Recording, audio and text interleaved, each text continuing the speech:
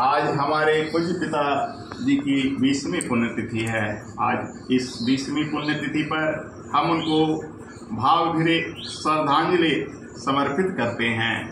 शास्त्र में कहा गया है, पिता धर्म पिता स्वर्ग पिता ही परमं तपः, पितृ माप्यन्ते प्रियन्ते सर्वदेवता। इसका अर्थ हुआ पिता ही धर्म है, पिता ही स्वर्ग है, पिता ही परम तप यानी सबसे बड़ी तपस्या है। पितृ माप्यन्ते का अर्थ हुआ जिसने पिता को प्रसन्न कर लिया, प्रियन्ते सर्वदेवता, उसने सभी देवताओं को प्रसन्न कर लिया। कहा जाता है कि भगवान श्री राम 14 वर्ष तक की वनवास अपने पिता जी दशरथ महाराज के आज्ञा पालन के कारण ही किए और उसके कारण ही वे मर्यादा पुरुषोत्तम कहलाए, रावण पर विजय प्राप्त किए।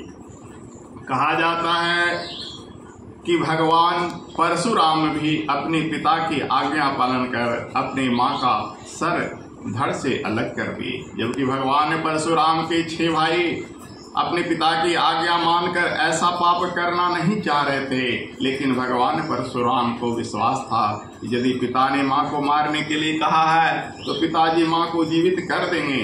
जब परशुराम ऐसा किए, उसके बाद पिताजी प्रसन्न होकर वरदान मांगे तो उन्होंने कहा कि आप मेरे माँ को पुनर्जीवित कीजिए, क्योंकि माँ का स्थान पिता से सर्वोपरि है। माँ प्रथम गुरु भी होती है। पहला स्थान माँ का, दूसरा स्थान पिता का और तीसरा स्थान आचार्य का होता है।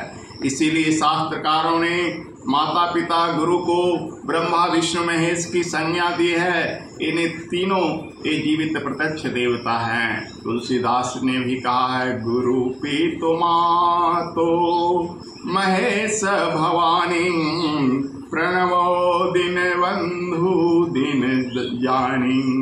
यानी गुरु पिता माता और पार्वती और शिव के एक ही चौपाई में उन्होंने वंदना की। इस तरह से हम इन चंद शब्दों के साथ आज पुनः पिताजी को नमन करते हैं, प्रणाम करते हैं और अपनी श्रद्धांजलि समर्पित करते हैं। ओम तत्सत। ओम शांति शांति सर्वश्रेष्ठ।